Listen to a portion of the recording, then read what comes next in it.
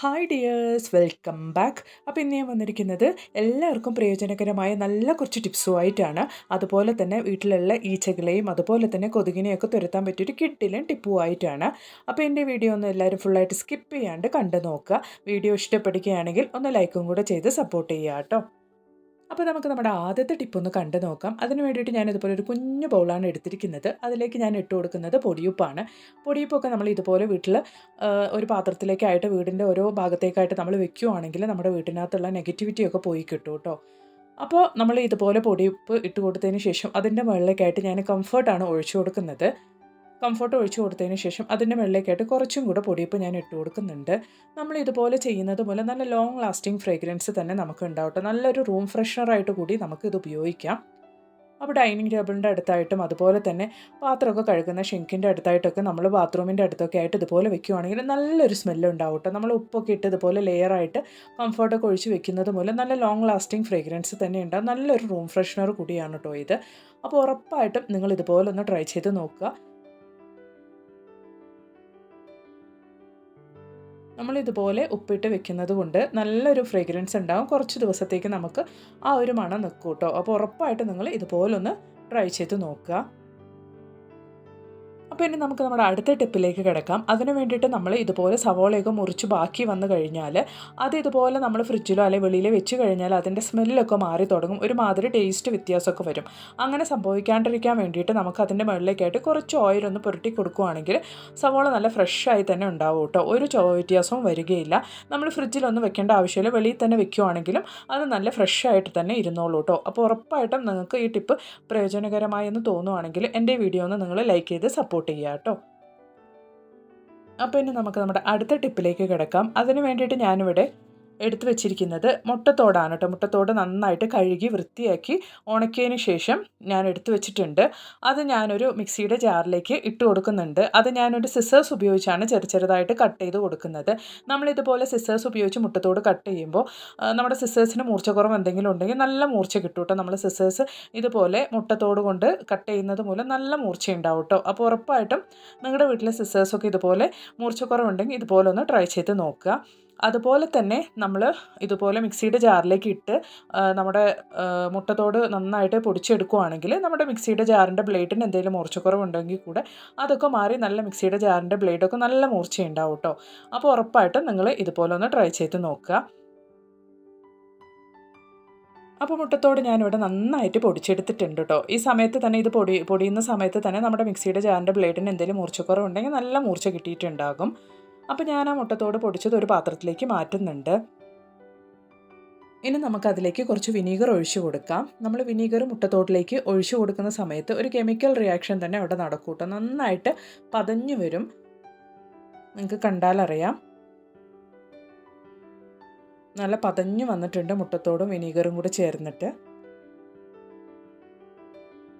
നമ്മൾ ഈ പതയൊക്കെ ഒന്ന് അടങ്ങുന്നത് വരയ്ക്കും കുറച്ച് നേരത്തേക്ക് നമ്മളതൊന്ന് മാറ്റി വെക്കണം. അപ്പോൾ പതയൊക്കെ അടങ്ങിയതിന് ശേഷമാണ് നമ്മളത് ഉപയോഗിക്കാനുള്ളത്. അപ്പോൾ ഈ പതഞ്ഞ് പൊങ്ങിയതൊക്കെ നന്നായിട്ട് ഇറങ്ങിയിട്ടുണ്ട്. നമ്മൾ ഈ ഒരു മുട്ടത്തോടും വിനീഗറും ഇങ്ങനെ തന്നെ നമ്മൾ ചെടികളിലേക്കൊക്കെ ഒഴിച്ചു കൊടുക്കുകയാണെങ്കിൽ നല്ലൊരു വളമാണ് കേട്ടോ ചെടികളൊക്കെ വളരാൻ വേണ്ടിയിട്ട്. ഇനി നമ്മൾ ചെയ്യാൻ പോകുന്നത് അതിലേക്ക് കുറച്ച് വിം ലിക്വിഡ്, നമ്മൾ പാത്രം കഴുകുന്ന ലിക്വിഡ് അതിലേക്ക് കുറച്ച് ഒഴിച്ചു കൊടുക്കുന്നുണ്ട്. ഏകദേശം ഒരു 1/2 ടേബിൾ സ്പൂണോളാണ് ഞാനിവിടെ ഒഴിച്ചു കൊടുക്കുന്നത്. എന്നിട്ട് നന്നായിട്ടൊന്ന് നമുക്കത് മിക്സ് ചെയ്ത് കൊടുക്കാനുണ്ട്. അത് മിക്സ് ചെയ്ത് കൊടുത്തതിന് ശേഷം നമുക്ക് പാത്രങ്ങളൊക്കെ കഴുകാൻ വേണ്ടിയിട്ട് ഈ അടി പിടിച്ച പാത്രങ്ങൾ നമ്മൾ ഫ്രൈ ഒക്കെ ചെയ്യുന്ന സമയത്ത് മീനൊക്കെ ഫ്രൈ ചെയ്തതിന് ശേഷമൊക്കെ അടി പിടിച്ചിരിക്കുന്ന ആ ഒരു പാത്രങ്ങളൊക്കെ കഴുകാൻ വേണ്ടിയിട്ട് നമുക്കിത് ഉപയോഗിക്കാവുന്നതാണ്. ആ മുട്ടത്തോടും വിനീഗറും അതുപോലെ തന്നെ പാത്രം കഴുകുന്ന ലിക്വിഡൊക്കെ ചേർത്ത് നമ്മൾ വാഷ് ചെയ്യുന്ന സമയത്ത് വേഗത്തിൽ തന്നെ അടി പിടിച്ച പാത്രങ്ങളൊക്കെ നല്ല വൃത്തിക്ക് നമുക്ക് ക്ലീൻ ചെയ്തെടുക്കാൻ പറ്റും കേട്ടോ. അപ്പോൾ ഈ ഒരു ടിപ്പ് നിങ്ങൾക്ക് ഒരുപാട് പ്രയോജനകരമാണ്. ഉറപ്പായിട്ട് നിങ്ങളൊന്ന് ട്രൈ ചെയ്ത് നോക്കുക. എന്നിട്ട് നിങ്ങളുടെ വിലയേറെ അഭിപ്രായങ്ങളൊന്ന് കമൻറ്റ് ബോക്സിലിട്ട് അറിയിക്കുക കേട്ടോ. അപ്പോൾ ഇനി നമുക്ക് നമ്മുടെ അടുത്ത ടിപ്പിലേക്ക് കിടക്കാം. അതിന് വേണ്ടിയിട്ട് ഞാനിവിടെ ഒരു കോൾഗേറ്റാണ് എടുത്തിരിക്കുന്നത്. ഇനി നമുക്ക് വേണ്ടത് ഇതുപോലുള്ള കോട്ടൺ തുണികളാണ്. അപ്പോൾ ഞാനിതുപോലെ 2 കോട്ടൺ തുണി എടുത്ത് വെച്ചിട്ടുണ്ട്. ഇനി നമുക്ക് ഈ കോട്ടൺ തുണിയുടെ മുകളിലേക്കായിട്ട് കോൾഗേറ്റ് നന്നായിട്ടൊന്ന് സ്പ്രെഡ് ചെയ്ത് കൊടുക്കാനുണ്ട്. അപ്പോൾ നമുക്ക് കോൾഗേറ്റ് ഇതുപോലെ നമ്മുടെ ഈ കോട്ടൺ തുണിയുടെ മുകളിലേക്കായിട്ട് ഒന്ന് പ്രസ് ചെയ്ത് കൊടുത്ത് നന്നായിട്ട് ഈവൺ ആയിട്ടൊന്ന് തേച്ച് കൊടുക്കാനുണ്ട് ഈ ഒരു തുണിയുടെ മുകളിലേക്കായിട്ട്. അപ്പോൾ തീരെ നേരിയ തുണി വേണം കേട്ടോ എടുക്കാൻ വേണ്ടിയിട്ട്. അപ്പോൾ ഇതുപോലെ നമുക്ക് ആ തുണിയുടെ മുകളിലേക്കായിട്ട് നന്നായിട്ടൊന്ന് പേസ്റ്റ് സ്പ്രെഡ് ചെയ്ത് കൊടുക്കാം. കുറച്ച് കൂടുതൽ ക്വാണ്ടിറ്റി തന്നെ എടുത്ത് നിങ്ങൾ ആ ഒരു തുണിയിലേക്ക് തേച്ച് കൊടുക്കണം കേട്ടോ.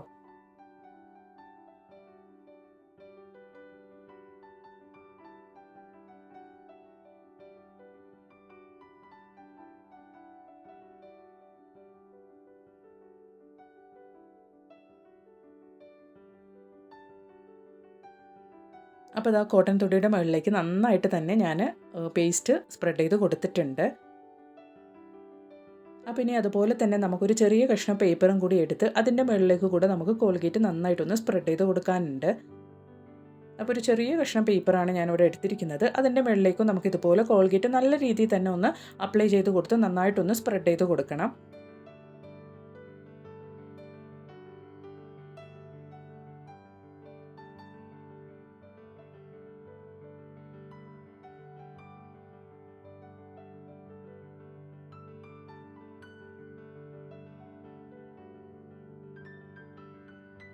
അപ്പോൾ അങ്ങനെ പേപ്പറിൽ ഞാൻ നന്നായിട്ട് ഇതുപോലെ സ്പ്രെഡ് ചെയ്തെടുത്തിട്ടുണ്ട്. അങ്ങനെ കോൾഗേറ്റ് തേച്ച് റെഡിയാക്കിയ കോട്ടൺ തുണിയും അതുപോലെ തന്നെ പേപ്പറും നല്ല രീതിക്ക് തന്നെ ഞാൻ വെയിലത്ത് വെച്ച് ഉണക്കിയെടുത്തിട്ടുണ്ട്. ഏകദേശം 1 മണിക്കൂറോളം തന്നെ നല്ല വെയിലുണ്ടെങ്കിൽ വെയിലത്ത് വെച്ചാൽ ഉണങ്ങി കിട്ടും കേട്ടോ. അപ്പോൾ ഇതുപോലെ ഉണങ്ങിയ കോട്ടൺ തുണി ഞാൻ നല്ലൊരു തിരി പോലെ ഒന്ന് ചുരുട്ടിയെടുക്കുന്നുണ്ട്. നമുക്ക് എണ്ണ വിളക്ക് പോലെ കത്തിക്കാൻ വേണ്ടിയിട്ടാണ് ഞാൻ ഇതുപോലെ നല്ലൊരു തിരിയായിട്ട് ചുരുട്ടിയെടുത്തിട്ടുണ്ട്. അപ്പോൾ ഇതുപോലെ നമ്മൾ കോൾഗേറ്റ് തേച്ച് ഉണക്കിയ ഒരു തുണി തിരിയാക്കിയിട്ട് നമ്മൾ വിളക്ക് കത്തിക്കാനുള്ള തിരിയാക്കിയിട്ട് ഞാനിവിടെ റെഡിയാക്കി എടുത്തിട്ടുണ്ട്. നിങ്ങളുടെ കയ്യിൽ മൺചിരാത് ഉണ്ടെങ്കിൽ അതെടുക്കുക. ഞാനിവിടെ ഒരു ചെറിയൊരു കുഞ്ഞു പാത്രമാണ് എടുത്തിരിക്കുന്നത്. അതിലേക്ക് ഞാൻ നല്ലെണ്ണയാണ് ഒഴിച്ചു കൊടുക്കുന്നത്. വെളിച്ചെണ്ണയാണെങ്കിൽ കുഴപ്പമില്ല കേട്ടോ. ഞാനിവിടെ നല്ലെണ്ണയാണ് ഒഴിച്ചു കൊടുക്കുന്നത്. നല്ലെണ്ണയാണെങ്കിൽ കുറേ കൂടെ നല്ലതാണ്.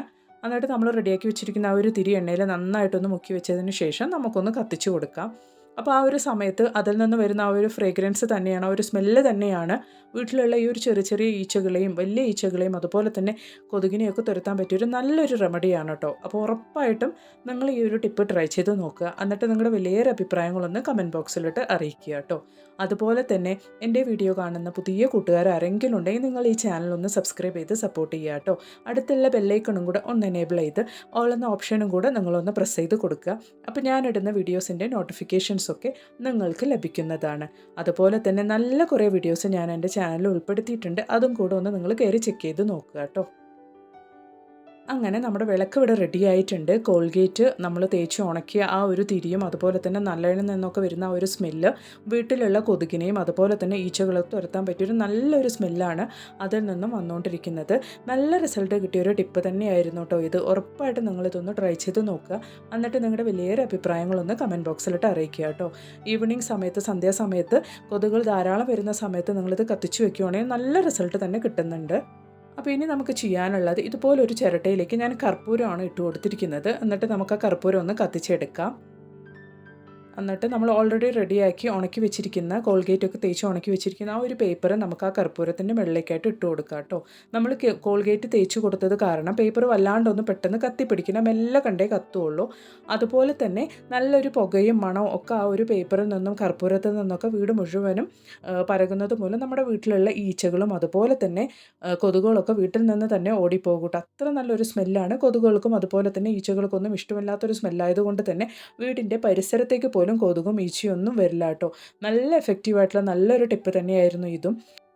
അപ്പോൾ ഇന്ന് ഞാൻ കൊണ്ടുവന്ന എല്ലാ ടിപ്സും നിങ്ങൾക്ക് ഒരുപാട് പ്രയോജനകരമായെന്ന് ഞാൻ കരുതുന്നു. അതുപോലെ തന്നെ നിങ്ങളുടെ വിലയേറെ അഭിപ്രായങ്ങളൊന്ന് കമൻറ്റ് ബോക്സിലിട്ട് അറിയിക്കുക കേട്ടോ. ഇനിയൊരു പുതിയ വീഡിയോ ആയിട്ട് നിങ്ങളുടെ അടുത്തേക്ക് വരുന്നത് വരയ്ക്കും എല്ലാവർക്കും ബായ്. Thanks for watching.